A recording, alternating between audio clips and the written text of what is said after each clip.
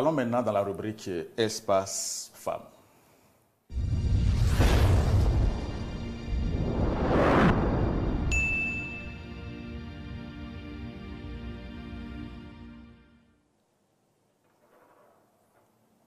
Voilà, Espace Femmes, c'est une chronique de Stéphanie Deklemadora qui est déjà en plateau avec nous ce matin. Stéphanie, bonjour. Bonjour Vitali et bonjour à tous. Avec vous, ce matin, nous parlons donc de la conciliation que font les femmes de leur vie de couple et de leur vie d'entreprise. Pour en parler, vous avez invité pour nous la présidente du réseau entrepreneurial des femmes africaines. C'est bien ça, Vitali. La féminité n'est pas un fardeau. Au contraire, c'est une chance pour la société. Et ici, sur TH Matin, chaque jeudi, Vitali, vous nous permettez de le montrer avec des récits des femmes qui, par leur combat, contribuent au rayonnement de leur entourage, de leur lieu de travail ou encore de leur famille. Ce matin, nous dressons le tapis à une coach, un mentor qui fait briller les femmes. Elle travaille, accompagne les femmes entrepreneurs du plateau. Son nom, c'est bien Maroufat Falola. Bonjour, Madame Falola. Bonjour, Madame la journaliste. Vous êtes, comme l'a dit Vitali, présidente du réseau entrepreneurial des femmes africaines. Et avec vous, nous allons parler de l'entrepreneuriat féminin et sa part dans la richesse nationale et la stabilité sociale et familiale. Merci d'avoir accepté d'être avec nous. Tout le plaisir est pour moi. Déjà, je vais vous demander comment vous définissez l'entrepreneuriat. Merci beaucoup. C'est vrai que je suis la présidente du RIFA. Le RIFA entendait Réseau entrepreneurial des femmes africaines. L'entrepreneuriat, c'est presque né en moi, je vais dire. Très tôt, j'ai abandonné le monde, comment on dit, des travailleurs, des salariés, parce que j'ai été secrétaire de direction de formation à la base depuis 1983. Et très tôt, j'ai laissé ce côté, je me suis lancée dans ce qu'on appelle aujourd'hui l'entrepreneuriat. Et je n'ai pas regretté, si c'est à refaire, je le referai 10 000 fois. Donc l'entrepreneuriat, c'est quelque chose qui accompagne d'abord l'État, la société, soi-même et son entourage. Parce que quand on entreprend, forcément, il y a un plus, il y a un moins, mais le plus prime sur le moins. Parce que quand on entreprend, on se dit, écoute, je suis chef d'entreprise, je me dois de réussir ce que je fais. Ce n'est pas toujours gai, mais on a toujours le dessus. C'est pour ça que j'incite les femmes à se lancer dans le monde entrepreneur. Madame Falola, vous, de façon pratique, qu'avez-vous entrepris en 83? Voilà, en 83, c'est loin déjà, j'ai beaucoup voyagé. Effectivement, les parents n'étaient pas d'accord, surtout mon papa, il n'était pas d'accord. Il a dit non, il faut que tu continues tes études. Et moi, j'ai dit bon, j'ai fait ce que je peux. J'ai travaillé 1 an, j'ai vu ce que je gagnais, j'ai dit papa, c'est pas... Vous avez travaillé à quoi? Qu'avez-vous fait de façon concrète? Non, j'avais travaillé dans une société, oui. Et c'est après que je me suis lancée dans l'entrepreneuriat. Et qu'est-ce qui vous a poussé à aller vers l'entrepreneuriat? Il faut dire que papa était un commerçant. Donc j'allais à la boutique, je voyais un peu, je manipulais l'argent, j'étais sa secrétaire et en même temps sa trésorière. Donc je manipulais assez d'argent et je me suis dit, ah non papa, je fais comme toi, je veux travailler. Il dit non, non, non, non, une femme doit aller, machin et tout. Mais je n'ai pas écouté papa. Je me suis lancée dans le commerce des vivres à l'époque où j'amenais des vivres du Bénin en France. Et c'était l'époque où ce n'était pas corsé comme aujourd'hui. Tout ce que les Africains consommaient là-bas, j'essayais d'amener ça et ça me faisait quand même sacré gain. Et je m'y plaisais bien. Jusqu'à ce que je me suis mariée. Et par la force des choses, on s'est retrouvés en France ensemble. Et là-bas aussi, j'ai fait quelques formations dans les finances. J'ai travaillé dans quelques structures. Et puis après, j'ai dit, bon, cette vie, c'est pas pour moi. Me lever tôt dans le froid, machin et tout. Donc, j'ai commencé par voyager sur l'Italie où j'allais ramener des ensembles de bijoux en or, pas des gros bijoux, mais des bijoux moyens qui à la portée des travailleurs à l'époque.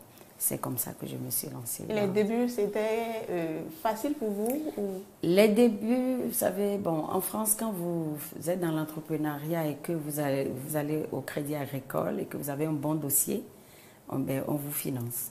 Et mon mari m'avait vraiment accompagnée à l'époque, ce qui m'a ouvert des portes de facilité. Et je ne suis pas mécontente.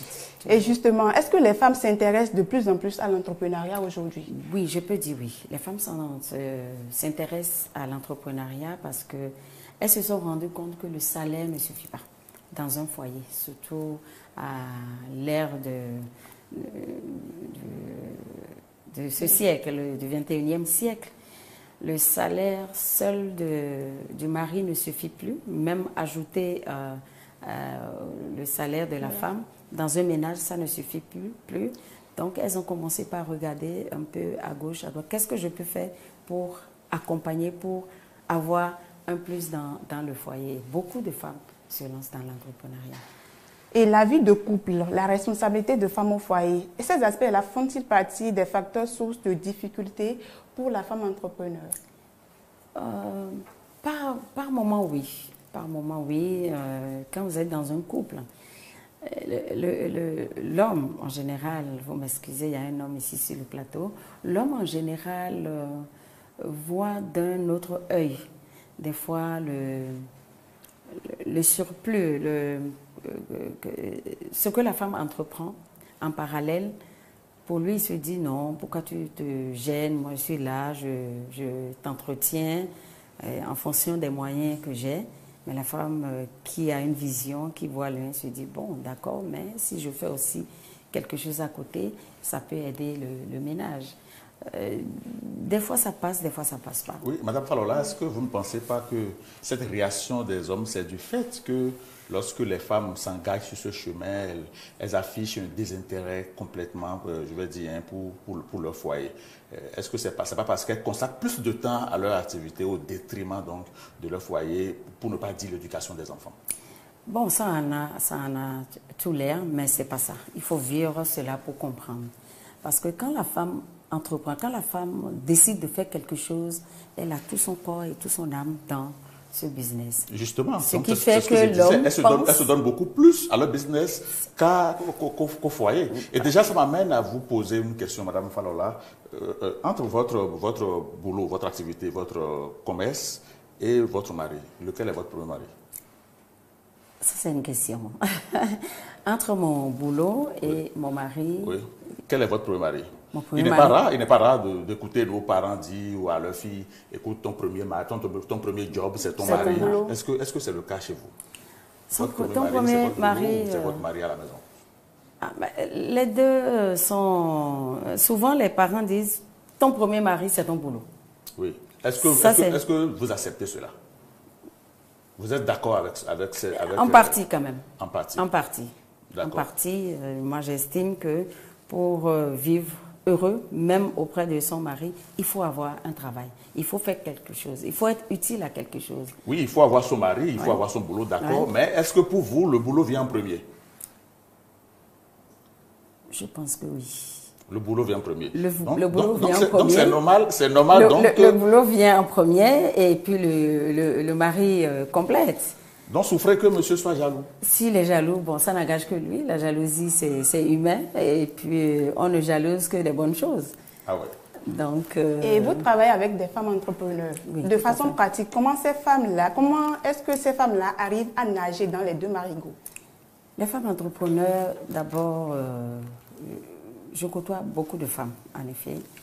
Mais vu l'éducation que j'ai reçue, je les coach en leur disant qu'il faut des formations, il faut comprendre, il faut savoir ce que vous ne savez pas. Il faut qu'on vous amène à vous prendre en charge, à vous inculquer ce que c'est que l'entrepreneuriat en fait. On ne se lance pas du jour au lendemain pour dire je veux faire l'entrepreneuriat. il y a entreprendre et entreprendre. Il y a l'entrepreneuriat basique où on se lève, on veut faire un petit commerce à tête baissée, on rassemble un fonds et on se lance dedans. On se retrouve des fois en chute. Tout ça est dû à la non-maîtrise de l'entourage de l'entrepreneuriat, ce que ça comporte effectivement. Donc, avec le temps, surtout avec ma carrière politique, j'ai eu beaucoup de coachs qui m'ont inculqué pas mal d'attributs, de connaissances, de compétences que je transmets à ces femmes-là. Qu'est-ce que je leur dis? Je leur recommande d'aller vers les microcrédits, par exemple, pour commencer un petit business. Entreprendre, c'est savoir gérer aussi une entreprise. Quand vous mobilisez les fonds, il faut les gérer à but commercial. Mais si vous ne savez pas les tenants et les aboutissants du contour de l'entrepreneuriat, de l'argent, vous tombez. Donc, beaucoup de mes femmes sont coachées. Elles vont à des formations. Nous-mêmes, nous recherchons des financements pour coacher les femmes, pour faire des formations aux femmes. Et je peux vous dire qu'au REFA, les femmes entrepreneurs, elles sont à un niveau quand même assez honorable. Et avec vos expériences, il faut leur montrer comment chercher l'équilibre entre son foyer et son entrepreneuriat. Tout à fait. Et son entreprise, je vous l'ai dit. Et comment est-ce que vous les amenez à réussir sur ce plan-là? En organisant régulièrement des réunions de coaching en permanence et en faisant des activités aussi. Parce que nous avons dans notre réseau beaucoup de femmes qui font des choses différentes. Il y en a qui sont dans l'agro, il y en a qui sont dans les restaurations, il y en a qui sont des artisans. Il y a des travailleurs aussi, des salariés, femmes, que nous incitons à entreprendre à côté de leur boulot, de leur salaire mensuel. Donc, elles essaient. Et on a créé entre nous un réseau d'entraide, c'est-à-dire que nous faisons des tontines. C'est vrai que ce n'est plus très recommandé aujourd'hui, mais ça a aidé beaucoup de femmes à prendre l'envol et à commencer quelque chose, ce qui fait quand même l'équilibre de ces femmes qui travaillent et des femmes aussi qui ne sont pas des femmes salariées, mais qui entreprennent et qui s'en sortent. Et selon vous, quels sont les obstacles qui s'érigent au devant de la femme entrepreneur aujourd'hui et qui sont spécifiques à son statut de femme? Bon, les obstacles, monsieur a brossé un peu le sujet tout à l'heure. C'est la résistance des hommes. Par exemple, c'est le ménage, le couple. Il faut tout faire pour s'entendre avec son mari, avec son homme à la maison. Sinon, ça ne marche pas. Si on ne s'entend pas avec son homme, il ne faut pas croire, quand j'ai dit c'est ma priorité, c'est mon travail, c'est vrai, mais je ne suis pas une femme qui n'écoute pas. J'écoute beaucoup. Je suis à l'écoute. Je crois que c'est ça qui a fait ma réussite dans ce domaine. J'écoute et j'apprends beaucoup. Je sollicite et je demande quand la femme a besoin de quelque chose. Quand elle a envie de prendre quelque chose chez son homme, vous ne me direz pas le contraire. Elle tourne, elle réussit quand même à l'obtenir. Donc nous, coachons les femmes en leur disant, votre mari doit être après votre boulot, c'est votre mari. Oui, mais Madame Falola, vous écoutez, moi j'ai bien envie de vous demander, quel temps avez-vous pour votre mari? Vous qui êtes à la tête d'un réseau panafricain, vous êtes par ailleurs adjointe, première adjointe au maire d'une commune de la place, la commune d'Ifahim pour ne pas la citer. Entre tout ça, c'est toute une organisation. Réservez-vous à votre mari? C'est toute une organisation. C'est un planning. Vous savez que vous êtes une femme mariée, vous n'êtes pas femme au foyer. Vous êtes active, c'est vrai, je suis femme politique. Je suis aussi une femme fermière. J'ai un champ, je fais le maraîchage et je vis dans l'entourage de mon site pour pouvoir avoir un œil sur ce qui se fait. pendant 3 ans, je n'habitais pas à côté. J'étais ailleurs et c'est un vieil ami qui m'a dit, écoute, si tu veux réussir dans ce domaine, il faut que tu sois là. Ça a fait tilt dans ma tête. J'en ai parlé avec mon mari, il a dit, il a raison. Hein. Donc, tout en sachant que je ne suis plus jeune et que je ne suis plus à rester là à éduquer les enfants sont déjà grands. Je pense que ça a aidé aussi et ça a facilité ma réussite dans ce domaine.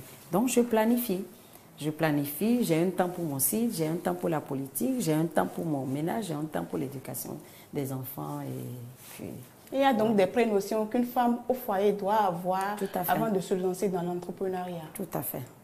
Il y a certaines notions que la femme doit avoir avant de se lancer dans l'entrepreneuriat. L'entrepreneuriat, d'accord, mais le foyer aussi prime. Et ceci étant, que la femme soit mariée ou non, quels sont les avantages pour une femme qui entreprend? Que la femme soit mariée ou non, je pense que l'entrepreneuriat est de mise. Il faut entreprendre. Ça aide beaucoup. Ça aide l'être en personne, ça aide l'entourage, ça aide le ménage, ça aide aussi les enfants. Donc, ce n'est pas parce que tu es marié que tu ne peux pas entreprendre. Tu peux bien entreprendre avec le concours de ton époux. Et quand tu n'es pas marié, bon, ça encore, ça facilite. Tu es libre, tu prends tes décisions seul, sans prendre la vie dans... Quand bien même tu n'es pas marié, il y a toujours quelqu'un, un homme, quelque part, à qui la femme célibataire se retourne pour prendre des conseils. Et donc, quels sont les défis qu'une femme entrepreneur doit chercher à relever au quotidien? La réussite. La réussite, le bien-être et l'excellence. Parce que quand tu excelles, tu as une visibilité et on te cite comme exemple. Je pense que c'est cette visibilité-là qui vous a permis de m'inviter sur votre plateau ce matin et je suis très honorée. Falola, avec la permission de Stéphanie, on va conclure cet entretien avec quelques conseils pratiques que vous voudrez bien donner à nos amis téléspectateurs, notamment les femmes béninoises qui nous suivent en ce moment. J'ai toujours eu ce baume au cœur en leur disant, femmes, réveillez-vous, révélez-vous, vous pouvez. Tant que vous décidez que vous voulez faire quelque chose, mettez-vous en tête que ça va réussir et ça réussira. Et je pense que la femme a l'art et la manière de tout faire pour réussir ce qu'elle entreprend. Donc, femmes, ne vous méprisez pas, dites que vous pouvez et vous pourrez. D'accord. Chère dame, ce n'est donc pas facile, mais il va falloir trouver un juste milieu entre votre business et votre foyer.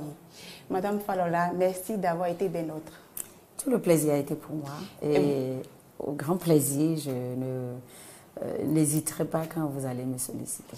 Merci. Et vous, Vitali, merci de nous avoir reçus. Merci Stéphanie, merci Madame Falola. À très bientôt sur TH Matin. C'est moi. Je vous raccompagne avec notre artiste du jour, Bob Marley.